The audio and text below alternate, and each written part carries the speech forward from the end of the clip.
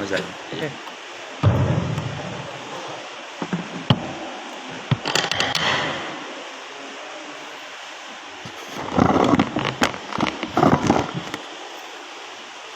Bismillahirrahmanirrahim. Assalamualaikum warahmatullahi wabarakatuh. Alhamdulillah, wassalatu wassalamu ala Rasulillah wa ala alihi wa sahbihi wa man wala, la haula wa la quwwata illa billah. Qala Allah ta'ala subhanaka la ilma lana illa ma 'allamtana innaka antal alimul hakim. Wa qala ayatan fi ayatin ukhra rabbi ishrah li sadri wa yassir li amri wahlul 'uqdatam min lisani yafqahu qawli. Qala Nabi sallallahu alaihi wasallam utlubul ilma minal mahdi ilal lahdi atau kama qala Rasulullah sallallahu alaihi wasallam. Keluarga dan pengurus yang Allah muliakan, jamaah salat subuh yang Allah rahmati. Mohon izin pagi subuh ini menyampaikan topik antara Rajab, Sya'ban dan Ramadan. Nabi bersabda dalam hadis riwayat Imam Ad-Dailami, Ar-Rajabu syahrul wa Sya'ban syahri wa Ramadan syahrul ummati. Rajab itu bulannya Allah, Sya'ban bulanku, Ramadan bulan umatku. Kenapa Rajab disebut sebagai bulan Allah? Karena di bulan Rajab itu Allah menampakkan kekuasaannya yang luar biasa, tidak terbatas melalui hambanya, yaitu Nabi Muhammad SAW, ketika secara logik tidak mungkin itu bisa dilakukan, tapi karena Allah yang punya keinginan, maka Nabi bisa melaksanakan satu perjalanan yang mestinya dari Mekah ke Palestina paling cepat 1 bulan, kemudian sampai ke langit, tapi dalam jangka waktu yang amat sangat singkat, 1/4 malam, Nabi bisa melakukan itu. Karena apa? Karena Nabi itu adalah diperjalankan oleh Allah yang Maha Segalanya. Singkat cerita, kisahnya seperti ini. Jadi Nabi itu kan dakwah di Mekah 13 tahun. Tapi resistensinya, penolakannya dahsyat. Nabi dituduh sebagai dukun, bayangkan. Nabi dituduh sebagai tukang sihir. Nabi dituduh sebagai orang yang hilang akal atau orang gila. Nabi dituduh sebagai pemecah belah persatuan kesatuan bangsa, waktu itu bangsa Mekah gitu kira-kira. Nabi dituduh sebagai pemutus persaudaraan antara orang-orang Mekah. Kemudian juga secara ekonomi beliau diembargo 3 tahun lamanya. Orang tidak boleh bertransaksi secara ekonomi dengan keluarga beliau, sampai beliau makan daun-daunan. Beliau secara fisikly juga mendapatkan turbulensi yang luar biasa. Hampir setiap hari beliau disirami taburi pasir, ada yang menaburi kerikil, ada yang meludahi. Bahkan suatu hari Nabi ketika sedang sujud di Ka'bah, Abu Jahal itu memerintahkan pembantunya untuk memotong ontak, lalu kotorannya yang masih amis itu kemudian diletakkan di punggung Rasulullah SAW. Kemudian puncaknya adalah resistensi orang-orang Mekah. Mereka memutuskan bahwa yang namanya Nabi Muhammad harus mati apapun alasannya. Bayangkan, secara psikologi, physically, sosial, luar biasa turbulensi dakwah Nabi di Mekah itu. Hampir tokoh-tokoh besar di Mekah seperti Amr bin Hakam, itu julukannya, nama aslinya Abu Jahal. Abu Uzza itu nama aslinya Abu Lahab. Abu Sufyan, tokoh ahli perang, Walid ibnu Mughirah, Umayyah bin Khalaf, itu semua memusuhi Nabi. Hanya ada dua yang tidak memusuhi Nabi. Pertama, paman beliau Abu Thalib. Kalau ada paman Abu Thalib di samping Rasulullah, tidak ada yang mau ganggu karena masih dihormati.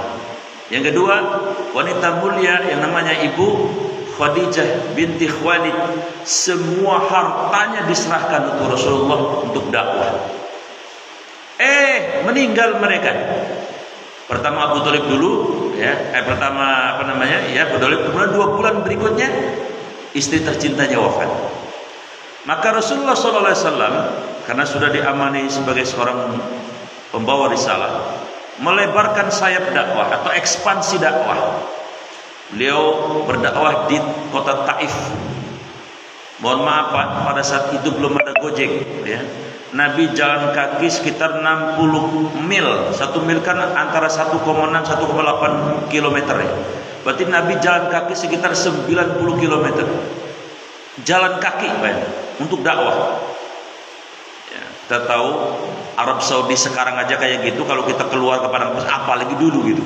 Seremnya kayak apa? Sampai di Taif, beliau berharap ada yang menyambut dakwahnya. Tapi apa yang terjadi? Rupanya intelijen kafir Quraisy itu sudah masuk ke tokoh-tokoh Taif. Sehingga begitu Nabi jalan di dakwah masuk di ring yang paling tengahnya itu, tokoh-tokoh Taif sudah siap dengan sambutan yang menyakitkan. Antara lain ada yang ngomong begini sama Nabi Muhammad, "Woi Muhammad, ente kagak pantas jadi nabi kan? Yang mestinya jadi nabi dan rasul itu adalah tadi Amr bin Hakam, Abu Jahal ya. Abu Jahal itu tokoh paling sentral. Dia kalau sekarang mohon maaf Menko Polhukam, pakar hukumnya orang Mekah itu Abu Jahal. Cuman karena dia bodoh dalam urusan syariat Islam dan Al-Quran, maka dijuluki sebagai Abu Jahal. Mestinya yang pantas dia, atau Abu Lahab, atau Abu Sofyan, atau Walid ibnu Mughirah, atau Umayyah ibnu Khalaf, orang-orang yang top sudah dikenal sebagai tokoh-tokoh besar di Mekah. Kenapa ente yang baru kemarin sore lahir, kira-kira begitu. Nabi sudah punya firasat bahwa ini berarti sudah ada deal-deal nih antara Mekah dan Taif. Bahkan ada yang ngomong begini sama Nabi, kalau kamu tetap berdakwah di daerah kami ini Taif, kami akan demo, kami akan datang ke Ka'bah, kami akan robek-robek kiswah Ka'bah itu, supaya terjadi benturan antara sesama suku. Waduh, luar biasa. Sampai kemudian apa? Keputusan tokoh-tokoh Taif juga mengusir Nabi Muhammad.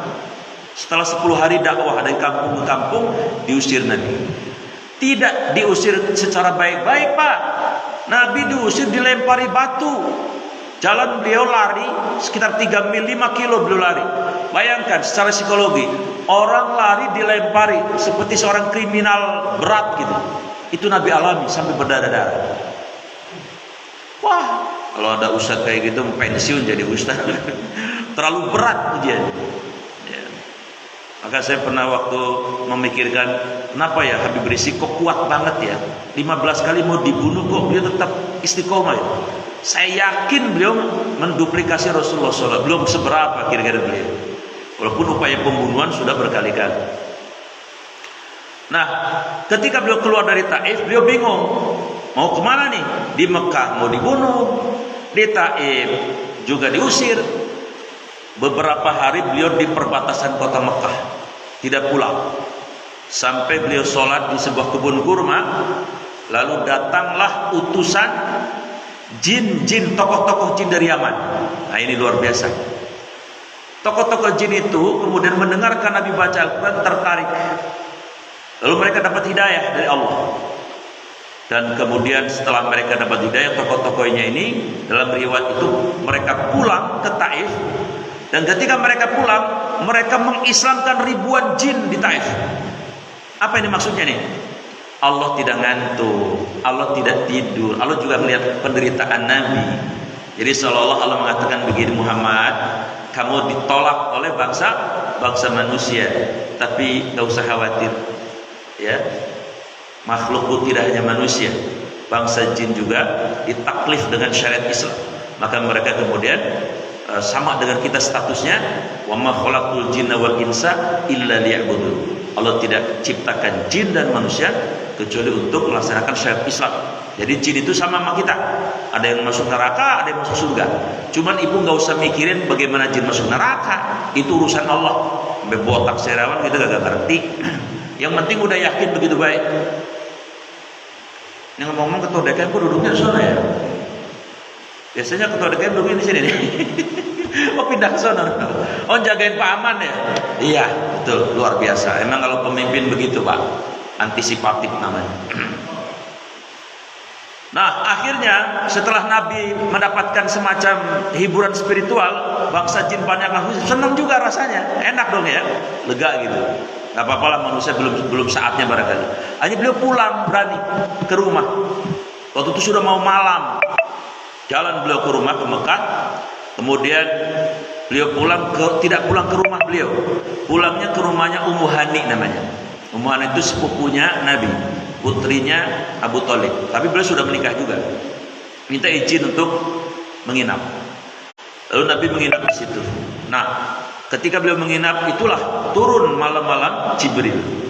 Nabi sudah tidur. Turun, ya. Turun. Nabi dibangunkan, istaghith ya Muhammad, istaghith ya Muhammad, bangun Muhammad, bangun. Itu Nabi bangun. Oh, ada apa beliau itu? Lalu Nabi dibaringkan, kemudian malaikat Jibril sebagai komandannya para malaikat memerintahkan dua malaikat untuk membelah dada Rasul. Lalu diambil jantungnya, kemudian dicuci dengan air zam-zam dengan bejana emas dari surga. Jadi Nabi dibedah itu 2 kali. Waktu kecil, waktu ikut Halimatus Sa'diyah itu juga dibedah. Untuk mengangkat calon Rasul itu namanya irhas. Nah, sedang yang kedua ini karena Nabi akan melakukan pelajaran spiritual yang sangat dahsyat, maka dipersiapkan oleh Allah melalui malaikat Jibril untuk dicuci, untuk diberikan hikmah yang luar biasa. Lalu malaikat Jibril manggil Buraq, ta'al sini. Buraq datang. Maaf, Buraq itu hewan. Kalau ada orang menggambarkan Buraq kepalanya perempuan cantik, itu namanya pelecehan. Buraq itu hewan tunggangannya Rasul. Bentuknya lebih besar dari bigol, dari himar, dari keledai, tapi lebih kecil dari bigol, dari kuda. Nah, kemudian agak panjang ya bentuknya, warnanya putih, kalau malam itu bercahaya, dan kalau lompat dia sekali lompat itu jauhnya sepandangan mata, lebih cepat dari 300.000 km per detik yang namanya kecepatan cahaya itu. Jadi Nabi selain itu dengan fisik Pak, fisik dan ruhnya. Ada yang bilang ruhnya doang. Lah kalau ruhnya doang ngapain susah-susah, melesat aja nggak usah pakai buruk. Justru Nabi disiapkan buruk. Nah tadinya buruknya itu nggak mau. Naluri hewan itu biasa kalau belum kenal orang dia nggak mau. Tapi begitu Jibril ngomong, roh, ya Jibrilnya kan udah istilahnya penguasanya di situ. Kamu tahu nggak yang mau naik itu siapa? Ya, kata buruk nggak tahu. Real. Yang naik itu mau naik kami itu adalah akramul insan, semulia-mulianya manusia yang pernah ada di muka bumi ini. Waduh, buruk senang dengar itu tuh. Ayo naik, wah dia senang banget dia. Akhirnya Nabi naik buruk ya dengan malaikat Jibril, lalu kemudian melesat ya. Melesat, beliau mampir di 3 tempat. Yang pertama di Madinah. Ketika Nabi mampir disuruh sholat 2 rakaat, lalu Nabi mengatakan, Jibril ini tempat apa? Ini tempat hijrah kamu nanti. Oh, lalu beliau naik lagi, kemudian melesat mampir di Bukit Tur Sina, tempat Nabi Musa diberikan wahyu di Sinai. Sinai itu Mesir. Mesir itu kalau dari Batu Ceper ngulon naik kapal. Lalu beliau mampir lagi ke Baitul Lahmi, tempat atau dikenal sekarang dengan istilah Bethlehem, tempat lahirnya Nabi Isa. Nah, setelah makanya Allah bersumpah di surat At-Tin ya, watini demi buah tin, wazaituni demi buah zaitun, waturisinin dan demi bukit Tursina, wahadal baladil amin dan demi kota yang aman yaitu Mekah dan Madinah. Gitu kan ada kan ayatnya kan? Kenapa Allah bersumpah dengan 4 wilayah ini? Karena di wilayah inilah semua nabi dan rasul yang 25 itu diturunkan. Nabi dan rasul kagak bakal turun di Jelupak. Lah kalau ada mas saya nyusul. Enggak, apalagi Pondok Jagung. Jupal kan kota, Pak Jelupang mah ada tolnya. Pondok Jagung kan nggak ada tolnya. Waduh, belagu menurut saya. Ya misalnya kota itu ada tol. Tapi di sini kalah ya. Di Jelupang kayak di sini ada WTC gitu, lebih kota lagi kayaknya. Nah, jadi demi buah tin itu di mana Pak? Buah tin itu aslinya itu buah berasal dari Babilonia. Babilonia itu sekarang masuknya Irak. Kalau dari Mesir dari Batu Ceper Ngulon, kalau Irak dari Cikupa Ngetan, Pak. Ngetan. Nah, kalau buah zaitun itu di mana? Buah zaitun itu adanya di Syam. Syam itu sekarang 4 negara. Palestina, Lebanon, Jordan, Syria. Itu buah zaitun. Bapak mau cari buah zaitun model apa ada? Ya, kalau di Lebanon hati-hati, di sana perang. Dan Syria juga sama. Waktu di sini, Bukit Rusina di mana tadi? Mesir. Wahadal baladil amin, kota yang aman mana? Mekah, Madinah. Jadi 4 wilayah inilah Nabi Rasul diturunkan. Maka Allah bersumpah. Kalau Allah bersumpah dengan satu makhluknya, berarti itu makhluk yang disumpah itu adalah penting. 4 negara ini penting. Baghdad dulu Irak itu adalah kota peradaban Islam sedunia yang luar biasa. Dengan perpustakaan yang namanya Baitul Hikmah, orang-orang Eropa belum belajar huruf ABC, belum kenal. Peradaban Islam sudah eksis berpuluh-puluh tahun. Waktu Bani Abbasiyah. Kemudian Syam, jelas Syam itu ada Baitul Maqdis, tempat para Rasul lahir, 12 Nabi lahir di situ. Mesir ada penguasa spektakuler yang mengaku sebagai Tuhan, tapi dikalahkan oleh bayi Bani Israel, yaitu Nabi Musa. Kemudian juga Mekah, Madinah, otomatis lah kota yang sangat mulia. Lalu Nabi sampai di Palestina itu secara humanism, Nabi itu beristirahat di sebuah tempat di mana buruknya itu ditambatkan, dicangcangin. Yang sekarang dikenal dengan istilah tembok ratapan. Orang-orang Yahudi sekarang mengatakan sebagai tembok. Di situ Nabi menambatkan buruk. Mungkin Bapak Ibu yang logikanya bagaimana kok buruk dicangcangin? Memang dia mau lari? Bukan. Ini Allah sedang ngajarin sama Nabi dan kita bahwa umatnya Nabi Muhammad itu kudu bin wajib ikhtiar dulu, jangan langsung tawakal. Maksudnya begitu tujuannya. Apa-apa langsung tawakal, itu namanya jabariyah. Bapak sakit Pak, sakit. Kok nggak ke dokter? Lah, sakit dari Allah, sembuh dari Allah. Biarin baik. Lah, yang berobat aja belum tentu sembuh. Bagaimana ente yang kagak berobat? Itu begitu maksudnya. Ya paman ya. Siap. Bapak kok nggak makan-makan? Ini jam-jam 9 nih belum sarapan? Belum. Emang kenapa?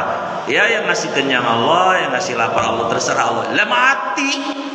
Makan aja. Bisa kadang-kadang belum kenyang-kenyang juga, balik gak makan. Jadi Nabi ingin ngajarin itu. Lalu Nabi ke Baitul Maqdis. Baitul Maqdis itu di dalamnya ada Masjidil Aqsa. Jadi wilayah yang berkahi, Baitul Maqdis. Bait artinya rumah, Maqdis yang disucikan. Nah, lalu Nabi baru dari Baitul Maqdis itu naik. Ingat Pak, di Quran ada ayat yang bunyinya apa?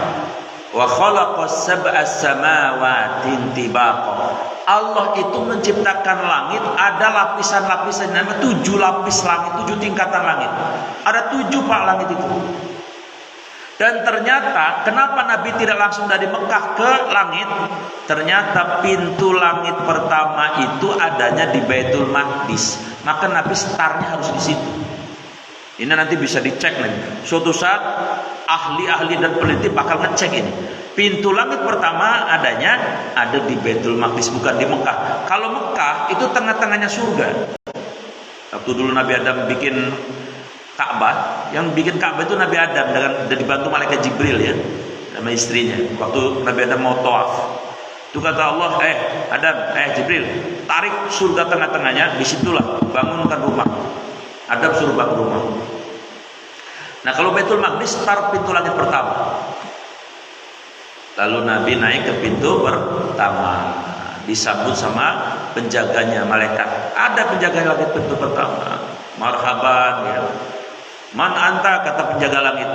Kata Jibril, ana Jibril. Wah, siap komandan. Wah, ada komandan yang datang. Kopral kalau kedatangan jenderal Pak, siap Pak. Wah, biar lagi apa juga siap. Terus si penjaganya nanya lagi, ma'aman anta Jibril, yang bersama komandan itu siapa? Oh, dia akrabul bashar. Dia manusia semulia-mulia manusia. Dia Nabi Muhammad sallallahu alaihi wasallam. Sami'tu, saya dengar, marhaban, senang banget tuh malaikat didatengin tamu yang luar biasa. Manusia paling mulia, malaikat paling mulia. Lalu Nabi ketemu di langit pertama itu dengan siapa? Nabi Adam, Abul Bashar, ya. Nabi ngelihat langsung bentuknya Nabi Adam. Makanya kita kenal Nabi Adam dari Nabi.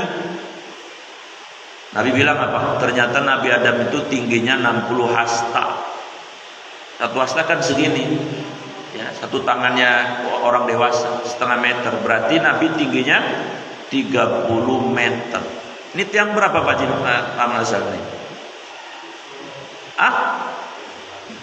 Nggak nyampe 30 kan? Coba Bapak bayangin ada orang tingginya melebihi tiang ini. Lebarnya 7 hasta Nabi Adam. 7 hasta itu 3,5 meter. Ya, dari tiang ini ke tiang ini. Coba Bapak ketemu malam-malam orang yang segedenya segitu, kayak sutet itu, sutet apa namanya? Kira-kira Bapak lari apa enggak? Lah, pingsan bisa kali. Gede banget. Dan itu nanti kita nanti di surga kayak Nabi Adam tingginya. Jadi yang kuntet-kuntet nggak apa-apa, di dunia mah bentaran. Di sono kita kayak Nabi Adam. Lah, kemudian Nabi Muhammad disuruh salam sama Jibril. Muhammad, ya Jibril, salam dong sama bapakmu itu. Kata Nabi, Assalamualaikum ya Adam Abul Bashar. Dijawab oleh Nabi Adam, Waalaikumsalam ya Ibni Saleh wa Nabi Saleh. Selamat datang wahai Nabi Adam, kata Nabi, selamat datang wahai Nabi yang soleh dan anakku yang soleh. Nabi Adam memuji Nabi.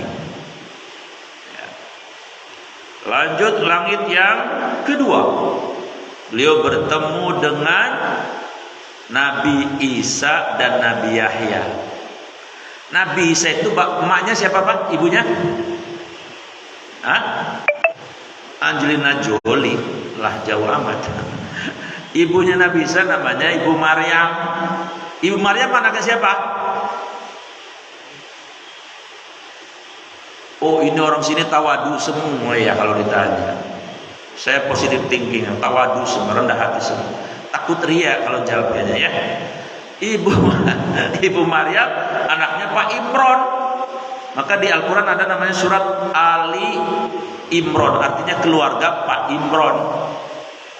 Nah, Pak Imron punya adik namanya Zakaria, Nabi Zakaria. Nabi Zakaria punya anak namanya Yahya. Beda 3 bulan lahirnya Nabi Isa sama Nabi Yahya. Nabi Isa anaknya Nabi Zakaria udah tua. Ya, kalau Nabi Isa normal, anaknya Ibu Maria. Jadi ini Nabi keluarga dekat ya. Keluarga sangat dekat. Nah, di langit kedua itu Nabi ketemu Nabi Isa.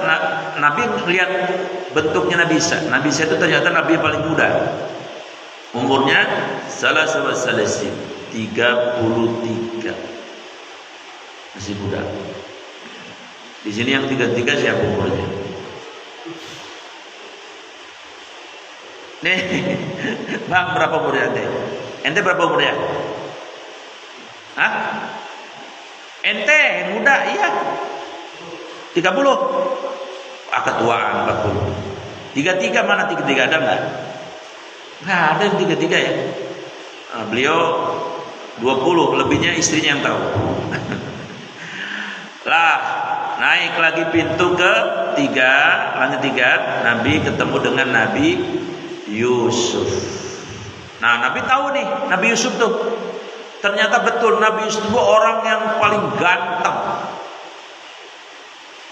Tapi Nabi Yusuf gantengnya itu diambil dari siapa? Dari Nabi Adam separuhnya. Nah separuh dibagi-bagi. Kalau Nabi Muhammad nggak boleh diceritain, nggak boleh divisualisasikan. Nabi Yusuf gantengnya separuh. Pertanyaan saya, kalau Nabi Yusuf orang paling ganteng, saking gantengnya ya, pernah ada pembesar-pembesar bangsawan itu, perempuan-perempuan pembesar disuruh melihat Nabi Yusuf. Nabi Yusuf suruh menampakkan diri. Itu saking terpesonanya perempuan-perempuan kelas atas sampai mengiris-ngiris tangannya. Coba pemasaran psikologinya dibayangkan. Saking terpesonanya dengan ketampanan sampai ngiris, kira-kira kayak apa tampannya? Ya saya kira seganteng-gantengnya Brad Pitt, seganteng-gantengnya Roger Moore, enggak lah. Nggak sampai orang sampai nggak mungkin. Ini gantengnya luar biasa. Nah, pertanyaannya kedua, pertanyaan saya, kuis. Siapa perempuan yang paling cantik dalam hadis Nabi itu? Siapa paman? Kalau paman bisa, boleh makan duluan. Siapa paman? Paling ganteng? Paling cantik? Marsul juga boleh. Nggak tahu. Kata Nabi dalam hadis yang paling cantik itu wanita namanya Siti Sarah. Istrinya siapa? Nabi Ibrahim. Fir'aun kesengsem banget sama Siti Sarah. Mau direbut tuh. Sampai Nabi Ibrahim terpaksa bohong. Fir'aun itu bukan istri saya, itu saudara saya. Jadi ada hukum adat kalau istri boleh dirampas, kalau saudara enggak. Tapi tetap paksain tuh si Fir'aun. Nah, tapi kemudian setelah betul-betul diambil Siti Sarah Fir'aun, itu Siti Sarah berdoa kepada Allah agar tidak bisa disentuh oleh Fir'aun. Maka ketika Fir'aun mau nyentuh, kayak kesetrum gitu, setrum mendadak. Rasain lu. Istrinya Nabi Ibrahim dilawan, kira-kira gitu. Nah Siti Sarah itu kecantikannya ngambil dari Ibu Hawa, separuh dibagi-bagi. Pertanyaan berikutnya, kenapa kalau begitu Nabi Adam gantengnya luar biasa? Kenapa Nabi Adam paling ganteng dan Ibu Hawa paling cantik? Jawaban logikanya apa?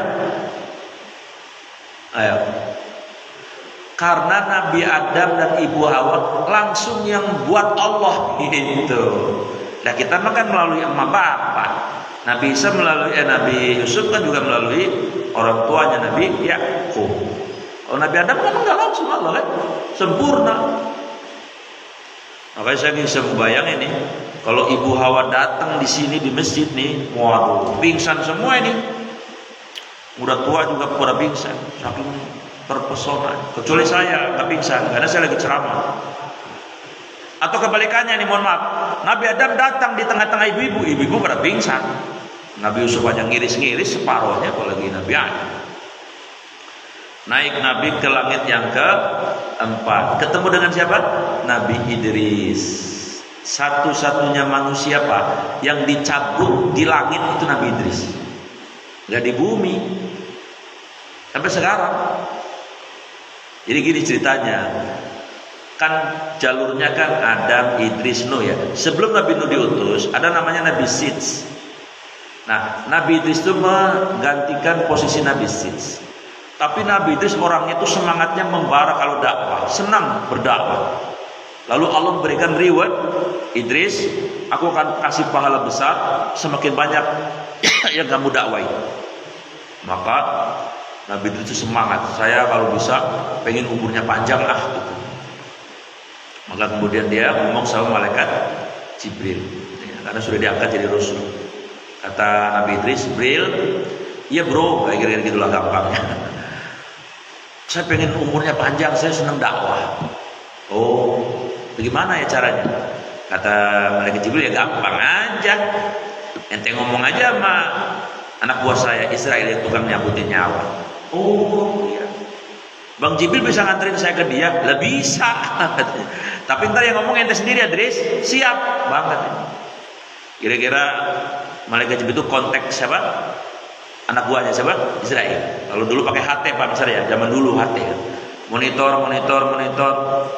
Ente lagi di mana? Gitu gampangnya begitu. Dijawab sama malaikat Israel, saya lagi di langit komandan. Ya, Nabi malaikat Jibril tahu, dikasih tahu. Kata Nabi malaikat Jibril, Idris, yuk kita nemuin Israel. Tapi ente ngomong sendiri ya, jangan cabut nyawanya buru-buru kira-kira begitu. Naik Ternyata malaikat Israel lagi ada di mana? Di langit yang keempat. Begitu Nabi Idris nyampe dengan diantar malaikat Jibril, Jibril nanya, Assalamualaikum, Waalaikumsalam. Ente di sini? Iya komandan, saya di sini. Kata malaikat Israel, itu siapa? Ini Nabi Idris. Kata malaikat Jibril, Idris ngomong sendiri sono, minta jangan dicabut. Aduh gimana ya. Nabi itu malaikat Israelnya malah ngomong begini Tuan Komandan, saya dapat SK dari Allah. Saya ini disuruh mencabut nyawa manusia di langit yang keempat ini. Gak tahu siapa ada orangnya. Ya, kata malaikat Jibril, ente Idris kan. Lo orang gak ada yang lain, emang kecuali ente. Oh jadi ente pengen umurnya panjang, malah Allah menentukan ente dicabut. Ya sudah nurut, orang SK-nya dari Allah dicabut. Malaikat Nabi Idris itu di situ sampai sekarang. Kalau Nabi Isa kan diangkat, bukan dicabut. Nabi Isa diangkat. Kalau Nabi Idris dicabut di sana. Naiklah Nabi Muhammad ke langit yang ke-5. Ketemu dengan siapa? Ketemu dengan Nabi Harun. Nabi Harun itu aslinya bukan nabi. Dia orang soleh luar biasa. Abang sepupunya Nabi Musa. Nabi Harun itu udah soleh, ngomongnya enak, diplomasinya mantap. Pokoknya retorikanya cakep dah. Ya. Kan mohon maaf ya Pak, kadang-kadang ada orang yang dikasih Allah talenta, bakat, ngomongnya enak. Suruh ngomong apa aja enak aja dengarnya. Kita dengarnya enak itu. Sambutan atas nama mempelai laki-laki enak. Sambutan atas nama mempelai perempuan gurih. Sambutan sebagai ketua RW mantap. Apa aja enak. Tapi kalau nggak dikasih bakat, biar matematikanya 9, emang bakatnya bukan di ngomong pelagak-pelegek Pak. Ya saya kan alhamdulillah sering disuruh orang suruh jadi sambutan atas nama mempelai. Kalau menikah tuh saya udah nggak tahu, kalau dihitung udah banyak banget kali. Nah saya suka perhatikan itu. Ya, ini nggak dikasih bakat, saya malah ngomongnya susah. Ngomong ngalor ngidul ngetan mulon, kita udah lapar, ngomongnya panjang banget, mana gak tahu judrungannya. Ada yang begitu. Tapi ada yang ngomongnya sistematik, enak aja, nggak lama-lama, paling 5 menit. Nah, itu yang paling saya suka. Karena saya pun begitu, kalau sambutan saya nggak mau panjang-panjang. Cukup 4 menit selesai. Bersyukur kepada Allah, terima kasih kepada calon besan, mohon maaf kalau ada kekurangan. Udah selesai, sambutan usah lama. Orang udah pada lapar kalau ke besan. Orang-orang nggak pada ngerti di sambutan lama bener. Ibu-ibu kan kadang-kadang pada kesel gitu, udah lapar. Nah, Nabi Harun itu orang yang bicaranya enak. Nabi Musa sementara itu ngomongnya pelok, bahasa porok jagungnya. Kenapa pelok Pak? Ada sejarahnya. Yudabbihuna abna'ahum. Fir'aun ngimpi. Kekuasaannya akan digoyang oleh keturunan anak Bani Israel. Maka yudabbihuna abna'ahum. Maka Fir'aun bikin SK, semua bayi-bayi Bani Ismail harus disembelih. Bayangkan Pak, ganas luar biasa Fir'aun itu, sadis benar. Nah, bukan dilalah, Allah mengirimkan bayi Nabi Musa, memberikan ilham kepada ibunya, dilarungkan di Sungai Nil. Allah takdirkan itu kotak bayinya Nabi Musa mampir di istananya si Fir'aun. Istrinya lagi kongko di sungai. Lalu ditemani teman-temannya, begitu melihat kotaknya kok mampir, nyampe di istrinya Nabi. Begitu dibuka, bayi Nabi Musa yang ganteng, cakep, bayi gemesinnya udah cakep, gemesin luar biasa. Nabi istri Fir'aun itu kemudian senang banget, dibawa ke istana, lalu dilaporkan ke Fir'aun. Kata Fir'aun apa? Siapa itu? Bayi banget ini. Bayi mana? Ini kelihatannya bayi Bani Israel, kayaknya bukan orang dari golongan kita. Kalau gitu bunuh dia. Kata Fir'aun, janganlah Pak. Ya, Neng kan perempuan, lihat bayi begini nggak tega lah. Ya singkat cerita, namanya istri kali ya. Wah, Kadang-kadang mohon maaf Pak, laki-laki biar kumisnya baplang di luar galak. Lah kalau pulang sama bini mah kalah kadang-kadang. Betul nggak Bu? Iya, iya baik. Kalau ibu-ibu kalahnya masih apa? Sama tanggal muda kalahnya. Ya, pijitannya beda kalau tanggal muda biasanya gitu. Lalu Fir'aun mengizinkan, tapi sebelum dia diberi kesempatan tidak disembelih, saya mengetes dulu nih. Takut-takut ini bayi yang dalam mimpi saya akan mengguncangkan kekuasaan saya. Padahal mah iya. Kata Aisyah, monggo. Ditesnya apa Pak? Dikasih hidangan. Orang masih bayi dikasih hidangan, yaitu bara api sama adonan roti lah kira-kira begitu. Atas takdir Allah, Nabi Musa kemudian merambet itu apa? Bara api, masukin ke mulutnya, lah kebakar lidahnya. Maka Nabi Musa pelok ngomongnya. Maka doanya Nabi Musa apa? Robbi, wahai Tuhanku, syrahli sodri, lapangkan dadaku, wayassirli amri, mudahkan urusanku, wahlul uqdatan min lisani, bukakanlah kekakuan lidahku, yafqahu qawli, agar mereka paham apa yang saya sampaikan. Tapi memang udah Allah takdirkan pelo, ya sudah pelo. Maka beliau minta tolong sama apa abangnya itu, dan Nabi Musa minta sama Allah, ya Allah angkat dong Harun jadi nabi gitu. Kami akan menghadapi rezim yang wah luar biasa Fir'aun, supaya bisa ada diplomasi dan sebagainya.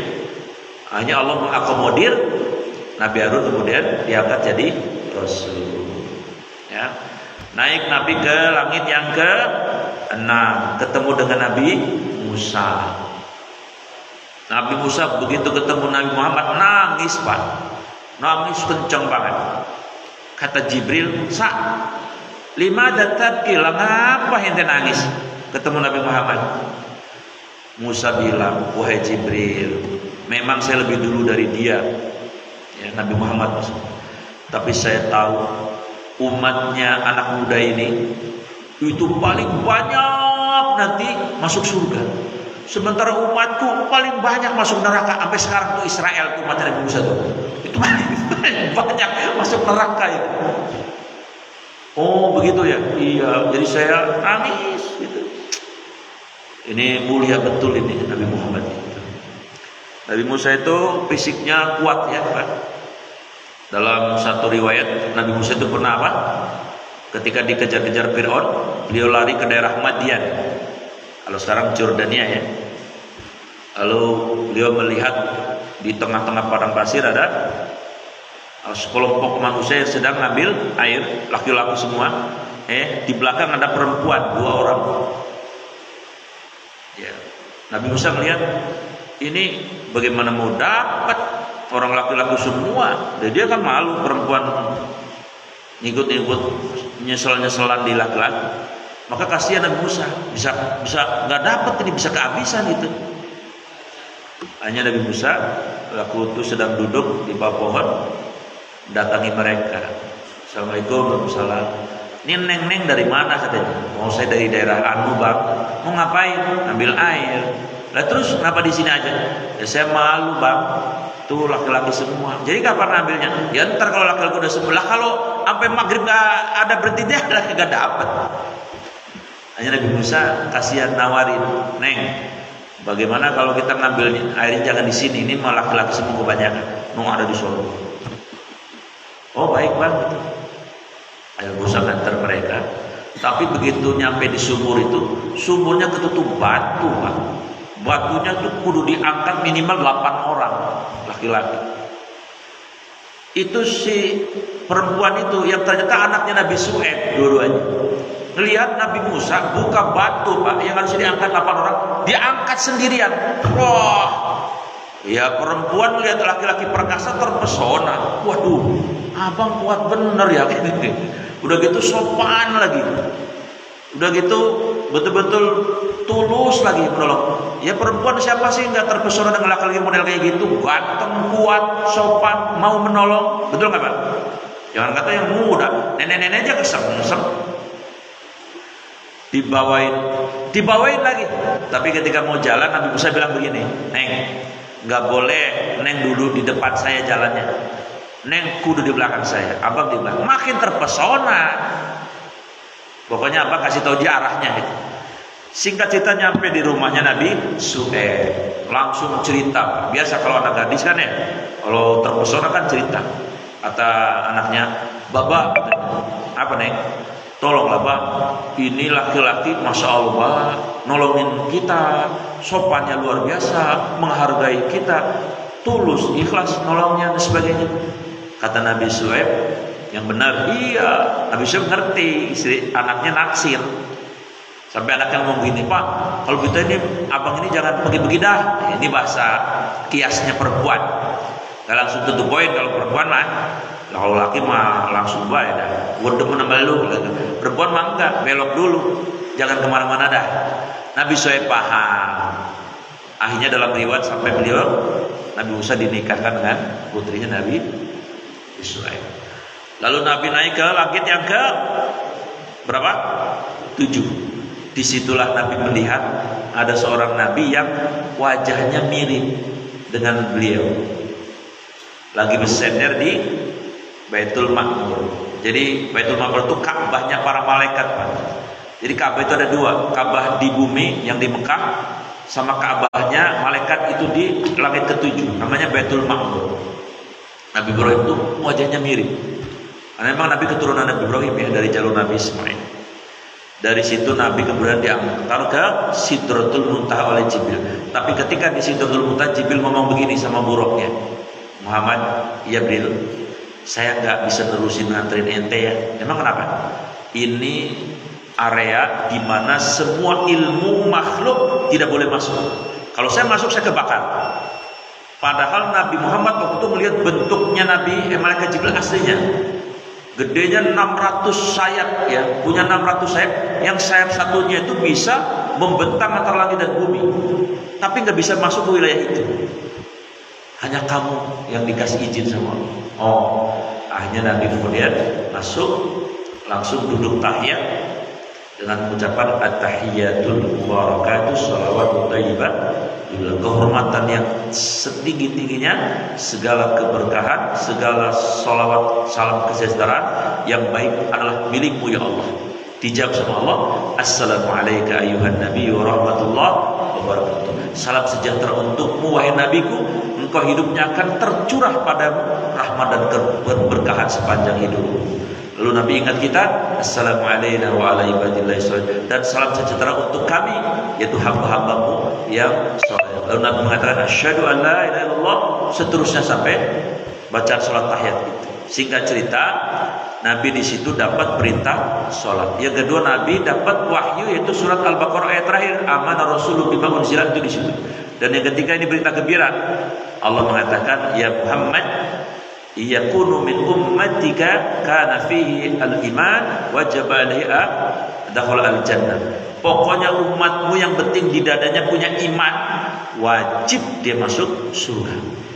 Oh, jadi kita Pak, insya Allah yang penting kita punya iman, pernah bersahadat lah ya, asyhadu an la ilaha illallah wa asyhadu anna muhammadar rasul, insya Allah pasti masuk surga. Tapi kalau mampir di nerakanya, ya urusan masing-masing itu mah, saya nggak tanggung jawab. Tapi masuk surganya pasti.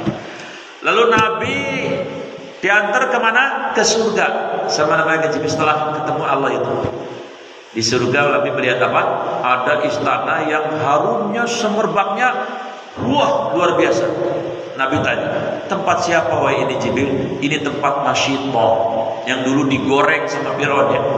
Gara-gara nyisirin rambutnya jatuh, dipungut, sisinya mengucapkan Bismillah. Anaknya Firaun lapor sama, digoreng itu. Anaknya digoreng di minyak yang mendidih. Suaminya digoreng, dia juga digoreng. Tapi ketika Masyitoh mau digoreng, malaikat Israel ngomong sama Masyitoh, "Gak usah khawatir.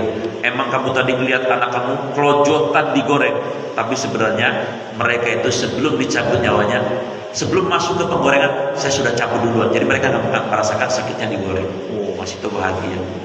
Nanti Masyitoh di sana harum. Yang kedua, Nabi mendengar terompah sendal. Nabi nanya, "Bril, ini sendal siapa udah di surga?" "Ini sendal sahabatmu Bilal." Waduh, Bilal luar biasa kan Nabi. Ketika selesai, Nabi kan nanya sama Bilal, Lal, saya dengar sendal kamu di surga, Lal. Kamu melakukan apa, Lal? Oh, saya selalu syukur wudhu. Syukur wudhu apa? Sholat 2 rakaat setelah wudhu. Bayangkan Pak, cuman sholat saja 2 rakaat syukur wudhu, sendalnya ke surga. Apalagi Bapak yang tiap malam tahajud. Rumah Bapak bisa di surga. Atau Bapak tiap hari sholat 2, atau sholat sedekah, atau puasa Senin Kamis, tapi seumur hidup itu pasti ada hadiah khusus. Ya. Nah kemudian Nabi diajak ke neraka. 5 menit lagi kita dekat. Diajak ke neraka, Nabi melihat ada 3 golongan manusia. Pertama, yang lagi berenang di darah. Maaf ya, darah, ya kan? Amis dan sebagainya. Kata Nabi, Bril, siapa mereka? Itu umatmu yang waktu di dunia pemakan riba. Bahaya tuh, pemakan riba. Yang kedua ada lagi golongan orang yang mangap, lapar, dikasih api. Kata Nabi, siapa Bril? Mereka orang yang waktu di dunia suka mengeksploitasi anak yatim, memakan harta anak yatim. Yang ketiga Nabi melihat ada orang yang kukunya dipanjangin seperti baja, mencakar-cakar dan menggunting lidahnya sendiri. Kata Nabi, siapa? Itu orang-orang yang dulu waktu di dunia suka mengkriminalisasikan ulama-ulama yang lurus. Jadi ada resikonya loh Pak, mengkriminalisasikan ulama-ulama yang hanif, yang lurus, yang pejuang. Itu ada resikonya nanti di sana, bahaya itu. Ya, misalnya, wah itu ulama radikal mulu. Emang apa sih radikal? Kagak ngerti juga. Buktinya yang NKRI harga mati lah korupsi. Itu rektor Lampung. Macam-macam lah kalau kita lihat. Maka Nabi kemudian pulang. Terakhir Nabi pulang. Tapi Nabi pulangnya kemana? Pak Jaban. Iya udah selesai nih Israel. Nabi pulangnya kemana? Hah? Atau pilihannya nih, kisi-kisinya. Nabi pulang ke Mekah apa ke Baitul Maqdis? Ke Baitul Maqdis. Kan naiknya dulu awalnya kan, nah turunnya di sini juga. Tapi di sini Nabi disuruh jadi imam sholat, ya, makmumnya semua para Nabi dan Rasul. Dan malaikat juga jadi makmumnya. Nah baru Nabi pulang ke rumah. Tapi ke rumahnya siapa? Tadi ke rumahnya Ummu Hani. Lalu dia cerita Nabi, Ummu Hani beriman. Lalu kata Nabi, kalau saya cerita gimana ke orang-orang? Ya kalau amanah ya silahkan Rasul. Nabi mau cerita. Begitu mau cerita Nabi datang ke Ka'bah. Ketemu siapa? Ketemu siapa Pak Jinur? Pak Jinur juga belum tahu ya, karena belum dikasih tahu. Ketemu Abu Jahal. Begitu ketemu yang namanya mamang sama ponakan kan. Dari mana lu Tom? Kira-kira begitu. Abu Jahal makan gak suka sama Nabi. Dari mana lu? Nabi cerita, saya habis Isra Mi'raj dari Mekah ke Palestina terus naik. Kata siapa? Abu Jahal. Nah ini dah makanan empuk dah. Muhammad, kalau gitu saya mau panggil semua orang ya. Kamu nanti cerita di situ ya. Ya Nabi Muhammad orangnya kan positif thinking. Iya Pak Man, terima kasih. Ternyata ada niat busuk tuh si Abu Jahal. Begitu orang kumpul semua Nabi cerita, betul Pak. Begitu Nabi cerita dari Mekah ke Palestina, kan mestinya Mekah Palestina sebulan tadi. Apa yang terjadi? Yang murtad, yang masuk Islam pada murtad lagi. Apa kata Abu Jahal? Hore, rasain lu, emang enak. Yang munafik makin ragu, yang beriman tapi makin kokoh, karena ada yang inisiatif. Panggil Abu Bakar. Abu Bakar datang. Ada apa ini? Abu Bakar, lu lihat no lihat siapa no? Siapa? Emang dia siapa? Dia katanya dari Mekah ke Palestina itu 1/4 malam sampai ke langit. Kan kita mestinya kalau naik kuda cepet-cepet sebulan kan? Iya. Iya siapa yang ngomong? Oh, no, teman ente no yang lagi ngomong. Ngecoprak baik kata Abu Jahal gitu. Kamu coba ya dengerin, percaya nggak? Oh dia Abu Bakar. Apa kata Abu Bakar? Kalau dia yang ngomong mah, ya jangan kata 1/4 malam, sedetik saya percaya. Gondok banget itu Abu Jahal. Emang lu berdasar sama gilanya. Marah betul tuh Abu Jahal. Maka Sayyidina Abu Bakar digelari sebagai as-siddiq, yaitu apa? Orang yang selalu membenarkan apa Nabi. Jadi tadi hadisnya Ar-Rajab syahrullah Kenapa Rajab itu bulannya Allah? Karena Allah menampakkan kekuasaan di peristiwa ini. Yang kedua, Sya'ban itu bulannya Nabi. Kenapa? Karena Nabi di bulan Sya'ban diangkat derajatnya. Karena Nabi turun surat Al-Ahzab di mana itu? Innallaha wa malaikatahu yusholluna ala. Satu-satunya Nabi dan Rasul yang Allah bersolawat itu hanya kepada Nabi Muhammad. Nah, sedangkan Ramadan bulannya umat Nabi Muhammad, karena nanti kita ini bakal dapat 3 hadiah: rahmat, ampunan, dan dibebaskan dari api neraka.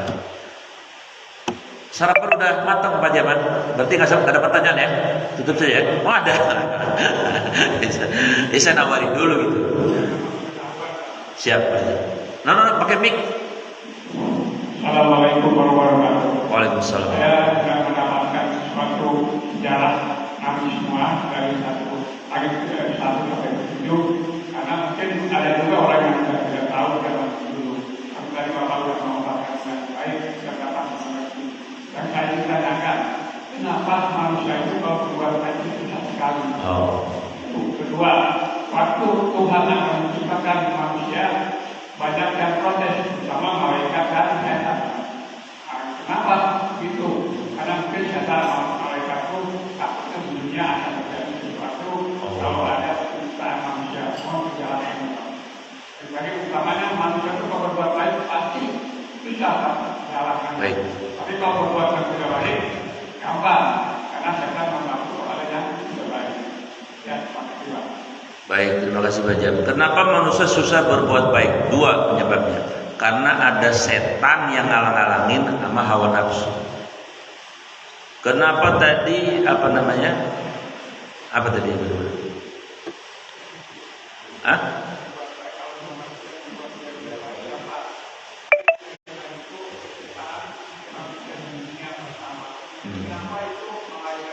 Oh ya, kenapa malaikat protes waktu Nabi Adam mau dijadikan khalifah gitu kan? Iya, karena waktu itu malaikat itu sudah punya pengalaman. Pengalaman kan experiment the best teacher ya, experiment the best teacher. Pengalaman itu guru berharga. Karena waktu bangsa jin diturunkan di bumi, itu pada berantem mulu kerjanya, menumpahkan darah jin-jin itu. Maka mereka tahu itu. Maka dikiranya malaikat Nabi Adam itu sama dengan bangsa-bangsa jin tadi. Maka kata Allah, aku lebih tahu dari kamu wahai para malaikat, ya. Maka kemudian malaikat baru mengatakan, ya tadi, subhanaka la ilma lana illa ma 'allamtana dan sebagainya. Malaikat baru menerima ya apa yang sudah menjadi keputusan Allah. Itu sebetulnya karena tidak tahu bahwa itu bukan jin yang turunkan nanti jadi khalifah oleh Nabi Adam. Terima kasih Pak Jaman. Mari kita tutup dengan doa. Alhamdulillahirabbil alamin. Allahumma shalli ala sayyidina Muhammad wa ala alihi washabbihi ajmain. Waghfir lana ya Allah, ampuni kami ya Allah. Ampuni dosa ibu-ibu kami ya Allah. Ampuni dosa ayah-ayah kami ya Allah. Ampuni dosa anak-anak kami ya Allah. Ampuni dosa cucu-cucu kami ya Allah. Ampuni dosa kakak-kakak kami ya Allah, adik-adik kami ya Allah, saudara-saudara kami. Warhamna rahmati kami ya Allah, sayangi kami ya Allah di dunia dan di akhirat nanti. Wajibuna, tutupi kekurangan-kekurangan kami ya Allah, tutupi kelemahan-kelemahan kami ya Allah, tutupi aib-aib kami ya Allah. Warzuqna, karuniakan kepada kami rezeki yang halal yang barokah ya Allah. Wahdina, bimbing kami ya Allah agar tidak salah jalan ya Allah. Wa'afina, sehatkan lahir batin kami ya Allah. Wa'afu anna, hapuskanlah kesalahan-kesalahan kami. Rabbana atina fid dunya hasanah wa fil akhirati hasanah wa qina adzabannar. Sallallahu alaihi sayyidina Muhammadin wa ala alihi washabbihi ajmain. Subhana rabbika rabbil izzati amma yasifun wa salamun alal mursalin. Walhamdulillahirabbil alamin. Subhanaka wa bihamdik, asyhadu an la ilaha illa anta, astaghfiruka wa atubu ilaik. Assalamualaikum warahmatullahi wabarakatuh.